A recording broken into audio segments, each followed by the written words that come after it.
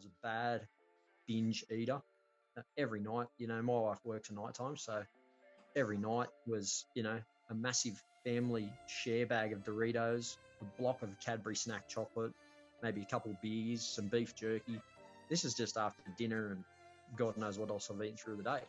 As you say, like if the process is a grind, you're not going to adhere to it at all. I think I recall saying to you there one night, this is my dessert for the night, and I had berries and I think maybe a Chobani Greek yogurt. And you're like, sick, you've got plants and protein, where's your pleasure?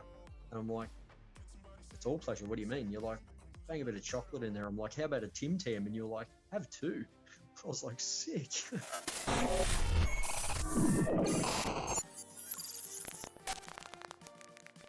What's going on, legend? Angus Beef here, and a massive welcome back to the Anti-Diet TV channel. Super stoked you're here, and in this week's video I'm going to be going through a real life anti-diet success story. So this video is going to feature me and my main man Nick Evans unpacking his journey throughout his coaching journey with me so far.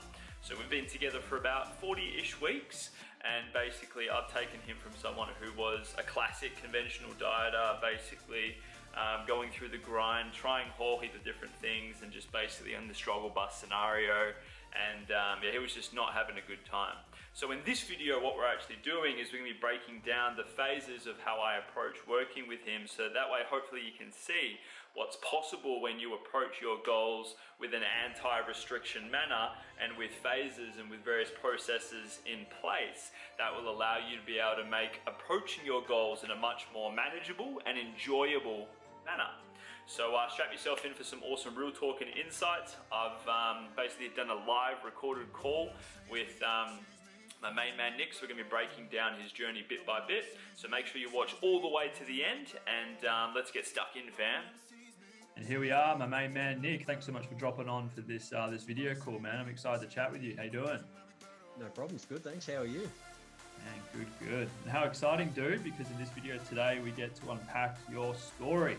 Because I'll tell you what, you've had quite a sick transformation in terms of obviously aesthetics, but huge shifts in terms of how you look, how you feel, your relationship with food, your performance. Like, we've just been transformation left, right, and center, bro. So it's going to be awesome to unpack it and highlight some different achievements that you've made along the way working with me. So I hope you're pumped. Just like an onion, we're going to peel back some layers and we're going to highlight some of your chapters for how we've gone with this coaching journey so far. So I think a good starting point will, be good, man, is just for you to share a bit of insight into what the game was like for you prior to working with me. Like, tell me some of the shit you were going through, what you tried, and just paint the picture for those that are tuning into the video, bro. Yep, sweet. So prior to starting, the alpha journey with you, sort of think I highlighted in my intro video in the start of the process. I was never big into fitness. Never used to weigh myself on the scale, stuff like that. One day I did, and at 95 kgs, that's the heaviest I can ever recall seeing myself. Felt pretty shit, being that weight, obviously. And even now, like thinking about, how much weight I've lost and stuff, I had breathing problems and movement problems and all sorts of stuff, and never ever thought that I was fat in a sense. So, at that point, Mrs. had a treadmill here at home, started doing a bit of that here and there. And previous attempts in the past, I had one set of dumbbells and I'd come into the room and I'd do a few curls and, yep, all good, sweet, see you next week.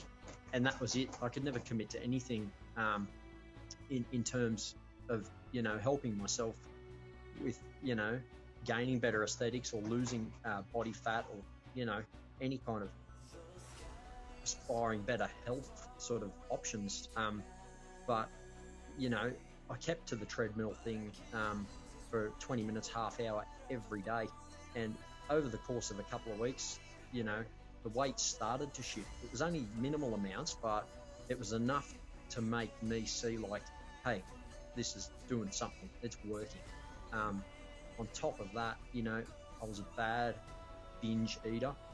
every night, my wife works at night time, so every night was, a massive family share bag of Doritos, a block of Cadbury snack chocolate, maybe a couple of beers, some beef jerky. This is just after dinner, and God knows what else I've eaten through the day. So it's, to start sort of, I cut back on what I would eat of a nighttime snack wise, and just basically started treadmilling, and doing home workouts, stuff I'd find on YouTube, HIIT workouts, stuff like that. And it worked for a while. But after a while, like when I first sort of reached out to you and spoke to you, I, started to plateau. I'd lost at about 10 kilos at that point, I'm pretty sure. And that's, when I reached out to you and was like, it's not happening anymore. It's not working. So, and that's sort of where left off with you on my alpha journey. And what you've highlighted there, man, is a common struggle for a lot of people, regardless of whether they're a dad or not. Typically, when someone comes to me, they've had maybe some initial success within their own endeavors, but like their experience of it all is just that it's a grind. So in other words, ridiculously hard to stick to, filled with kind of like fluctuating motivation, and kind of just, for a lot of people, they end up just experiencing that little plateau that you said there. And obviously that was good timing that you came across me there, because I've worked with some people where that plateau has been for multiple years, and where they've really dug themselves into a fucking hole and actually become disordered eaters, with like a whole host of extra weight and all that sort of thing. So obviously, you were going through some stuff, man, and obviously that's where getting coaching was the way forward. And with us, and obviously with this call, why it's going to be cool is because I want to break down some of the phases that we went through to get you from where you were, so obviously plateaued, mid-80s, something like that, and obviously not in a good headspace with food, and obviously to where we've got you down to now, which is a kick-ass relationship with food, fucking heaps leaner, heaps lighter, heaps stronger, all this sort of good stuff. So we're going to break down some of your phases for how we approached it, so we can highlight how your progress has been made, but then how we approached it based on, science, as opposed to, trending bullshit in terms of all the stuff we see online. You know what I mean? So I remember to kick off, our first focus initially was to lay a strong foundation. And in other words, basically put your emphasis on, rather than, right, what should I eat to lose weight, heaps of cardio, whatever. Instead, we put it on to getting some structure happening in the gym, and basically aligning with the 3 Ps in terms of eating for protein, plants, and pleasure, so that we could develop, a bit more of a functional way to approach eating throughout the day in your relationship with food. So I know that for you, obviously, it's a little while ago now, because our journey's been, 40 odd weeks so far. But if you can recall going from you being someone who was very rigid with food, but still binging most nights, to, oh, wow, Angus wants me to do this starting out. This is new. Do you recall what it was like stepping into that in terms of like a fresh approach to food initially? Like, to start with, like, from memory, we started like you said, we weren't, we never had any targets or anything at that point. And, I was logging sort of what I was eating for breakfast, lunch, dinner, and then obviously a snack. So that, along with consistent water intake and sort of logging, roughly how much water I'd intake through the day and at what points. It was hard to start with, I'm not going to lie. And sort of, just like you say, creating that structure, with still having that bit of freedom there, obviously, with to eat what you wanted. I guess at that point it was still fresh in the journey, and in my own mind still, I had that restriction sort of mindset, that, oh shit, I can't eat that, I'm going to get fat, or I'm going to fall back into that same rut that I was in. And, even some nights, where after dinner, kids are in bed, wife is at work, and you're like, shit, I just want to go to the pantry and have something to snack on. And then I'd go, nah, stuff it, it's not worth it, just go to bed. And that was my strategy to start with in the beginning. But like, obviously, as you say, like, if the process is a grind, you're not going to adhere to it at all. And it's 100% true. you still got to be able to eat food you enjoy and stuff like that. And I think I recall saying to you there one night, this is my dessert for the night. And I had berries and I think maybe a Chobani Greek yogurt. And you're like, sick, you've got plants and protein. Where's your pleasure? And I'm like, it's all pleasure. What do you mean? You're like, bang a bit of chocolate in there. I'm like, how about a Tim Tam? And you're like, have two. I was like, sick. This is awesome. So yeah, it's just, calories in versus calories out is king. At the end of the day, as long as you sort of adhere to that, weight loss will happen as long as you're not overeating. And that was one thing sort of with me. I was a bad overeater. And that was for me the overall hardest thing, I think, to try and curb. Eat to satiation, not go past it. If something tastes good, I'd sit there and just keep macking out. You know what I mean? I'd eat it all till it was gone. So I guess, creating the structure for me was, it was difficult. I'm not going to lie. But once you sort of get that foundation built, it's pretty easy to adhere to. Like, not going to lie, like you do have shit days, obviously. Anyone does. Life is up and down. But once that foundation was laid, it's sort of, and we started working into tracking the food and stuff like that. It's a very handy tool to have. And it was always something I looked at. You see guys on Facebook, celebrity, bodybuilders and nutritionists like that. Vince Sant, I think his name is, that V-Shred guy, the American. And it's like tracking macros and calories. And I always looked at that and went, you know what, that's way too daunting, too much hard work. But it's really not. It's really not, with your help, like, and a lot of insight and information and coaching and learning about that sort of stuff. Like, I look at everything now. I look at every food label. Like, we go grocery shopping, I look at what sort of, input it has into my intake, how much protein it's got, how much fiber it's got, how many calories it is. You know what I mean? It's a big eye opener, massive eye opener.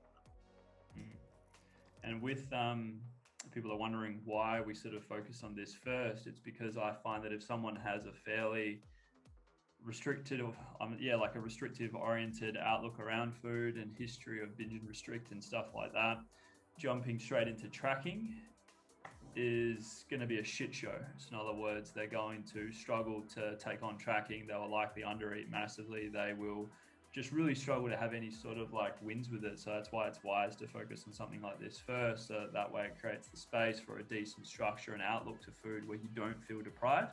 And then that way, that's what created the space for us to be able to shift into our following phase, which was where we started reverse dieting.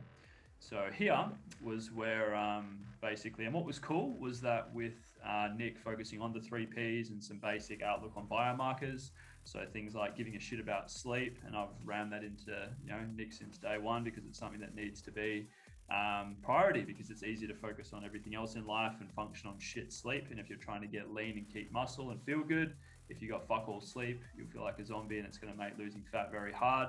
And an increased focus on food, which makes it susceptible to binges at night, as Nick was experiencing. But focus on biomarkers and stuff like that. So because of these initial shifts in health, we were able to see pretty much immediate fat loss for Nick. And then based on how I was seeing in terms of adherence to basically seeing healthy habits flourish, that's where I was convinced that, right, it's okay to start now focusing on tracking. And we didn't even focus on like all macros or anything like that. It was just like, cool, Nick, let's focus on these calories, bro. Eat whatever you want. Continue with your 3 Ps. I just want you to start logging. And then we had a protein target and a fiber target, and that was it. Because what this did was it created the space for Nick to be able to still eat whatever he wanted and follow through as like a step up from protein, plants, and pleasure. And what this does is, because it gives you just a few focus points, it gives you a lot more control, but freedom and flexibility around how those targets are met. And then with reverse dieting, this was something that was entirely new to Nick. And for those of you who are tuning in who aren't familiar with what it is, there's a few videos on my YouTube channel about what reverse dieting is. But essentially what it is it's where you're taking yourself from a fairly deprived state. So in other words, for Nick, he was used to undereating and then overeating at night, or undereating in general. So his metabolism and metabolic rate and all this sort of stuff were quite low for what they should be. So our goal was to be able to raise it gradually up to match where his TDE was. So we did that over a period of weeks. And then because what that resulted in was an increased training output, aka him getting strong as fuck in the gym, we were actually able to see fat loss take place while we were increasing his calories. So for you, Nick, who obviously went through that for the first time, why don't you share what the experience of reverse dieting was like for you based on what you can recall? Yeah, so I remember, like, week by week, you'd say, like, on our progress Sundays, we'd check in, weigh in, do the measurements, and you're like, sweet, okay, increase your calories by, might have been, I can't remember the exact amounts, maybe 100 calories this week. Time, yeah. And so I was like, oh, and it created fear of that, because I'd, put in all this work and gotten these results, and I was losing weight every week.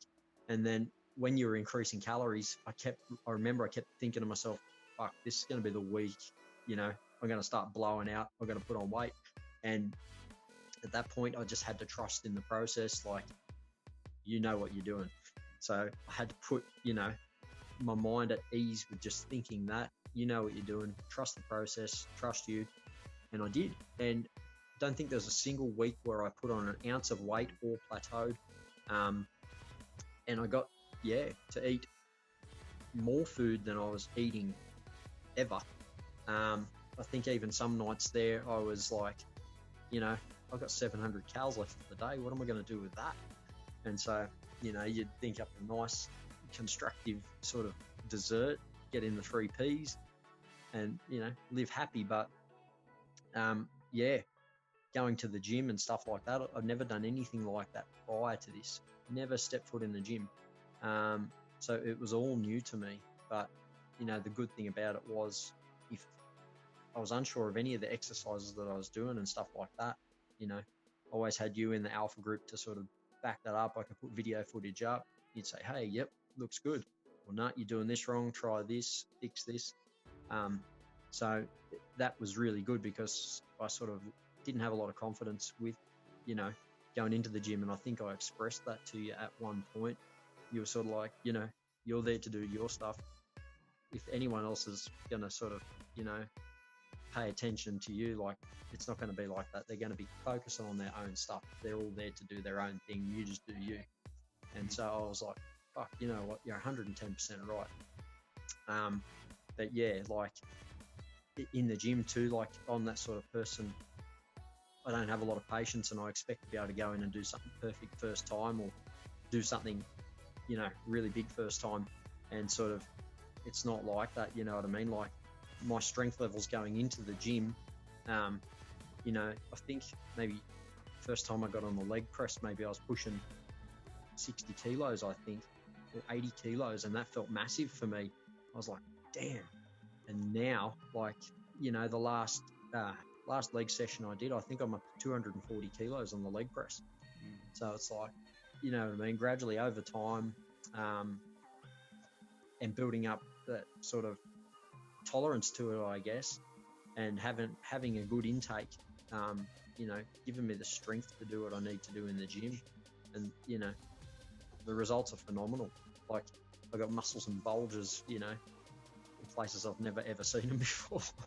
Veins popping out everywhere. So, it's a great experience. It's been a great journey, and I would never ever in a million years thought I'd ever step foot in a gym, but it's something now I look forward to going and doing every single day. Yeah, it's some powerful things you touched on there, bro. And what's important to note as well is that if someone comes from a background of just basically being pretty much in a deficit the bulk of the time, every time they jump on a new shred-based program or a challenge or whatever it might be, it's just another form of a deficit. And if your body's already adapted to it, nothing magic's going to happen from jumping in a deficit again. So therefore, it's like the only way forward is to take a short-term reverse so that you can restore a lot of that adaptation. And that's why we then had a nice, decent, short maintenance period, just so that Nick could have a bit of a taste of what it's like to, well, not be in a deficit. But then obviously because of the fact that we were gradually bumping in more calories, this is just like, as you were saying, like, just fuck, he wants me to eat this much. I'm like, yeah, bro, just keep bumping it up, we'll be fine. Because what that then did was it created the space to warrant going back into a deficit again. And then because by this stage you already had some huge shifts that had happened in your relationship with food, consistency with protein, consistency with tracking, consistency with getting in plants across your day-to-day. This is then where someone has these basics down pat, they're going to be in a really nice headspace and habit space to be able to handle going into a deficit. Because the idea of a deficit is to be able to have the skills and the knowledge to be able to capitalize on the period of time that you're in it so that you get return from your efforts, and then obviously can know how to come out of it again later on. So by the time that we were here, obviously for a deficit timeline, our goal was to keep calories as high as we could to see the aesthetic shifts that we were looking for. So my approach with Nick here was basically consistently monitoring how he was feeling, shifts in his body composition to make sure that we're eating enough to keep the eating enough protein to keep the muscle that you had, and obviously, not fuck up your gains in the gym, so that way we see more of the muscle that you have, and then that's where obviously, fucking mad pumps, veins everywhere, new muscle showing, all this sort of stuff, and that's how fat loss should be. And then to be able to keep enjoyment levels there, our goal was to make sure that Nick could still eat whatever he wanted to, but then us only dropping calories when and if we saw, sort of like a minor plateau or anything like that. But in saying that, the bulk of the time we were pretty linear in terms of where his trend each week of weight was going gradually. And then as a result, that was where we were able to, basically set daily targets. And then Nick was just essentially hitting them every day, regardless of what day it was. I think a few times you obviously went out for some kick-ass feeds, whereas obviously prior you was like eating stuff like that in a binge mode. So it's like Nick was being taught the tools to be able to incorporate pleasure in its various forms, and then that way, via associating no guilt to it, that set us up for our next phase, which was to basically finish out the fat loss timeline with calorie cycling. And this is something that I only like people to do once they've got the patience and the consistency around eating to the same targets every day. Because if someone's got a shit relationship with food and they're, say, for example, having a few days of fairly low intake and then a couple or one big day of eating and then going back into a low sort of intake of food again, if someone's relationship with food is shit, that's where they can be prone to basically, continue on the high days and essentially repeat their binge eating patterns.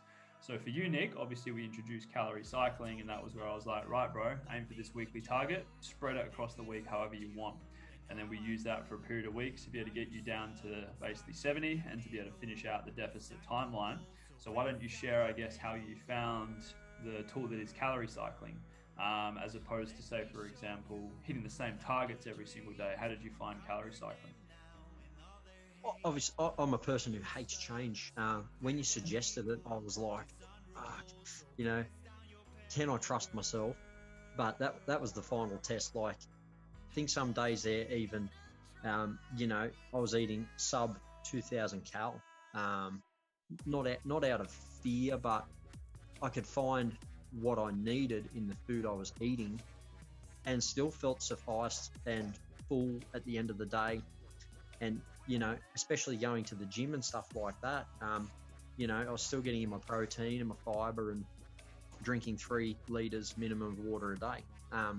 So once I've passed the first couple of weeks of that, I was settled into a bit of a groove, and the fear around it was gone. And for me, it was a plus because I still had that extra bit of juice in the tank for the weekend. We even spoke about this, you know what I mean, sort of ways to go around it, and how we would structure it. We had a little conversation about it, and it was great because sort of before all this, we'd get lazy sometimes and we might have takeaway, 3 nights a week, and it was on me. Like, I'd say, stuff, we won't cook tonight, we'll just have takeaway. But we limited that a lot, and like you say, like you can still have your enjoyment, still eat the foods that you love. And I haven't stopped this whole time. Like, I still like a burger feed. We still like going out for dinner occasionally. The only thing I don't sort of do nowadays is eat Macca's. I haven't had a feed of Macca's in ages, and I think I've said to you before, like, I can't justify, spending the money on a feed like that when you can go and get something far more superior. because it's just junk, in my opinion. But with calorie cycling, like, I could stick to my 2,000 odd calories through the week, and then I could have a couple of good days of, enjoying my food on the weekends, letting your hair down, so to speak, and having a burger feed, or, going and getting a feed of, something like Zambreros or pizza, or, something like that. So it was a very effective tool to sort of have. And, when we sort of come out of deficit and you're like, all right, we're going to end the calorie cycling, I was sort of like, oh, man, a bit bummed at like, yeah, it's just a really, really awesome tool to sort of have. And it is an awesome way to, sort of use your calories and spend your calories throughout the week. Yeah. That's the thing, it's noting there that it's a tool. It's like, depending on goal, it's not really something that's like applicable all the time. And the idea of how I approach coaching someone is helping them to really establish and develop a trust with each of the tools, so that way when it comes to their future later on, when they're going solo, they then have the skills to know how to do it themselves. Because then when it came to ending Nick's period of fat loss oriented focus, so obviously for him the goal was to be able to create sustainable fat loss and introduce various tools, so that way we could make the period of focusing on fat loss as enjoyable and as maintainable as possible, so that way a huge common blowout that happens after someone finishes up a shred or whatever doesn't happen. I'm sure Nick would agree. He doesn't feel like hitting the house down because he feels fucking good. See what I mean? So reason for ending the cycling was so that we could now focus on doing a reverse diet again. So Nick's already done a reverse diet before, but except this time he's in an entirely different place and for an entirely different reason. So the reason for it now is so that we can basically take Nick from this nice lean aesthetics and now start to take him into, it's basically to create the transition into some maintenance eating and creating the space for muscle building. Because when you're trying to build muscle and improve metabolism as much as you possibly can, that's not going to happen with prolonged deficit eating. So the idea now is to basically essentially shift out of that period of time being focused on fat loss, which for the bulk of it was, obviously at the start, not necessarily fat loss focused, but overall a 40-odd week timeline, to then focus now on what's going to set up for this next phase of things, which is exciting. Because for a lot of guys, they will approach muscle building in a way where they eat way too much food because they've got no concept of this stuff that I've taken you through, and as a result they'll just get fat. Whereas with Nick, our goal is going to be, once we hit his TDE, which is your total daily actual energy expenditure based on weight, lifestyle factors, how well biomarkers are managed, and how much he exercises, that's going to then create the space once we get to there to be able to hover around that intake and do like a slight surplus for a period of time, and then have what's called mini cuts to be able to negate fat gain as we focus on naturally building muscle. And done like this is going to actually result in proper natural gains where, muscle is actually built. And the scenario of, fuck yeah, I'm bulking. Oh no, I've gained some fat, I'm going to do a cut. Fuck yeah, I'm bulking because I want to get swole again. Like, guys typically go through this scenario long term and actually don't get anywhere. So that's why I'm excited for that next phase of things to be, moved into with Nick as we move into some more future progress. Because there's more to life than just being in a deficit all the time. Obviously, if done properly, that's where it's a great tool to be able to have for when Nick wants to go into a deficit again later on. And then obviously that's where life can be enjoyed when you're, not consistent and trying to lose fat all the time. Because it's an amazing time when you've got a juicy intake to be able to milk. And then even what's cool as well is that when you have a decent period of time tracking, you start to realize what's in everything, and then longer term, that's when you can come off tracking altogether, which is something that I talk about often in some of my videos and stuff like that. The fact that tracking is a tool, it's not a forever lifestyle. I was someone who was tracking on and off for about 6 or 7 years to be able to get as thorough as my knowledge around what's in stuff. Does someone need to do it for that long? Absolutely not. But it's just that for me, I liked being able to control everything to do with when I was focusing on different goals, being fat loss, maintenance, muscle building, rinse and repeat over that timeline. So obviously with Nick having gone through a period of time like this, I'm sure you'd agree, man, that your knowledge around what's in stuff is awesome, and it's equipped you to be able to make food decisions based on what you want to eat, not me going, hey bro, eat these foods and you'll fucking get shredded. Like, you see what I mean? Yeah. So in terms of finishing off the fat loss timeline and being excited for the next phase of your journey, what are you most excited for, and how are you feeling now compared to, say, when you started? Feeling now compared to when I started, firstly, one of the things I did mention, I think, I got quite worried because I work in the construction industry, and, you know, laying there of a night time in bed, when I'd breathe, I could hear like a wheeze in my breath. And I'm thinking, fuck, like, I've breathed in that much stone dust, MDF dust, all that shit, all the good stuff. So I booked myself a doctor's appointment, got a referral to go to the hospital to get, I can't remember the technical name for the test, but, you know, to get my lungs tested for any sort of anything bad happening to them. And it came back clear. And I was like, oh, okay. One of the things I have noticed since, you know, losing all the weight that I've lost and being fitter and healthier, I can't hear that in my breath anymore. Like, I don't feel like I can't breathe. Like, I don't have all the, it's like I can feel all the excess fat gone from in around, you know, my organs and my abdominal area and everywhere. I've got more energy through the day. Like, I can recall I used to have crashes where I'd lay down on my bench at work and just couldn't talk, couldn't anything but breathe, and I just like, fuck, this is shit. I got endless bounds of energy. I feel stronger, I feel lighter, I feel leaner, obviously, just 110% better, like the best version of myself. And biggest motivator for it, I think, was, well, I've got 2 young kids and a beautiful wife. You know, I want to be there for them for many more years to come. That's my biggest motivator. And, you know, everyone tells me now, oh, you look so skinny, you're too skinny, you know, what have you done? And I'm like, yeah, I'm skinny, but, you know, I'm going to grow again. Like, and that's very exciting for me, to build muscle and, you know, create an even better physique than what we've achieved now. Because I've never had this. I've always been a bigger guy, you know, I've always had a gut. And now, like, I flex and I've got a 6-pack. It's crazy. And, you know, in the gym, lifting weights, like, and there's veins popping everywhere. It's the coolest thing in the world. And it just motivates you and gets you more and more pumped, you know, to go bigger and better. And yeah, just excited to see, I guess, where it goes from here, the building phase, you know, what can be, what I'll look like. It's just something like, it's always in the back of your head, and I'm always wondering, like, you know, shit, wonder if I'm going to have this. I wonder how big my arms are going to be. Am I going to have a big chest? This is going to be sick. Like, it's just exciting.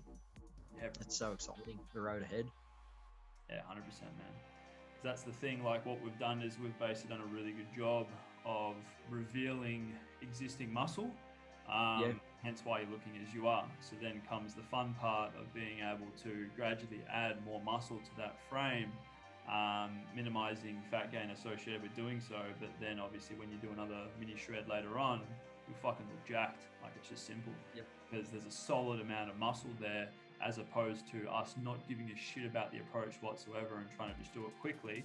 That would legitimately just result in you being skinny fat, which is a shit physique. And then, good luck trying to maintain that, because you will continue to have to eat next to nothing, and you'll just hate life. And this is what happens with women as well quite often. It's not just a thing that happens to guys, it happens to women all the time. And then that way, obviously, with the regain that will happen, every time that happens, there's shit that goes on with fat cell physiology, hormones, everything. Like, it's just a shit show. But then next minute, people love to try and do it through supplements and whatever. So now we're only just starting to get into a couple, whereas the game so far has been pretty much mostly done through food. Natural. That's it. It's just a means of now keeping that, the enjoyment train cranking, making sure the targets are realistic, and then that way it's working within your family dynamics. But in terms of from your story, bro, holy shit, what you've achieved has been awesome, and the best is yet to come, I truly think, based on the fact that you've endured technically what's the hardest part of the journey, which is successfully doing a fat loss timeline. maintenance and muscle building is fucking easy in comparison, because you get to eat way more food and you've got all this energy to train harder. So the hard work has been done, and this is where the real gains will come. But for you, obviously, this is done. So this has been achieved through the asset that has been coaching.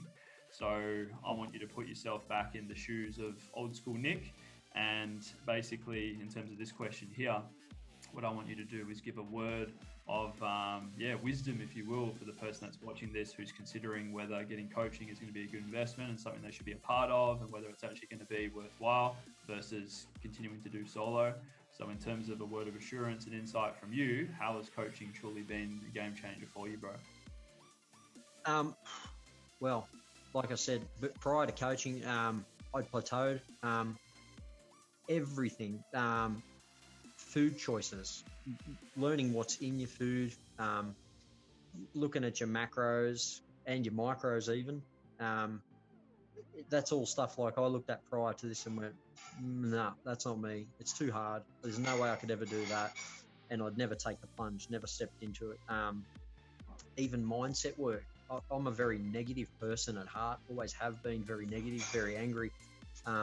And learning a lot about mindset and how a positive mindset can change everything.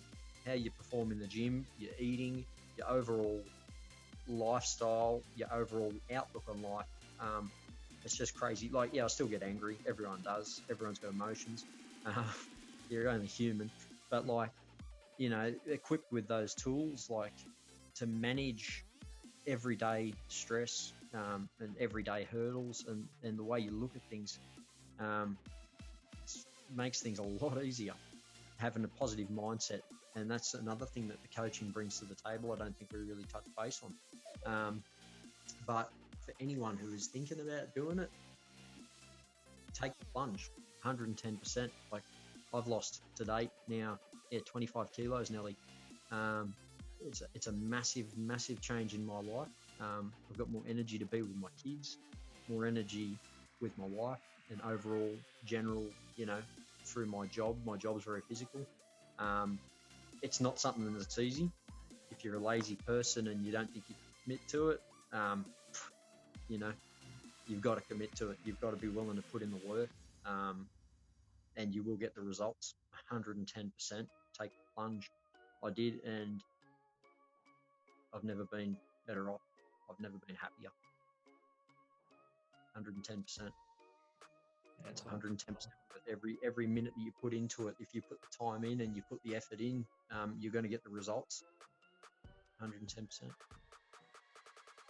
Good on you, man. It's been awesome. What a story. Well, thank you for jumping on, man. And bring on the next focus of your journey, bro. Upwards and onwards. Let's go. For sure. Keen as. Let's get it. There we go. I really hope you got some value from myself and Nick Evans unpacking his journey. And I'll tell you what, fam, like, this shit right here is why I love doing what I do. Because I know that for so many people, the approach of just trying to achieve their goals themselves is just such a grind. In other words, they're making things so much more harder than what it needs to be, pumping time and effort and money into shit that isn't serving them or their goals, and ultimately just spinning wheels.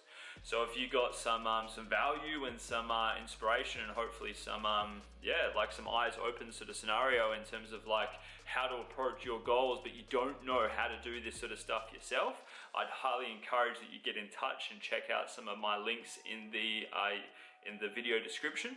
Otherwise, if you're watching this video on one of my social media channels, feel free to just drop me a DM. It'll be awesome to connect with you and see if and how I can help you. Because that's the thing, fam. The reason why I'm so passionate about anti-diet coaching is because I do not believe that dieting is something that is in any way, shape or form going to be an asset to someone achieving their goals. In other words, it is an approach that, yes, might work short term based on someone's relationship with food and stuff like that. But ultimately, if all you know is restriction in terms of trying to approach your goals, well, then all you're going to be met with in the future is just inevitable weight regain. And ultimately from that, essentially struggling with your body image and basically just the whole spinning wheel scenario long term. And this is something that was a reality for me for many moons in the past. It's something that is not a good time, and it just gets exhausting after a while. So if you can resonate with Nick's story and you feel that anti-diet coaching is the way forward, feel free to get in touch. Otherwise, if you got any questions about how I do things in terms of coaching people, feel free to also get in touch. Follow me on any of my social media links, and thanks so much for watching. See you next time.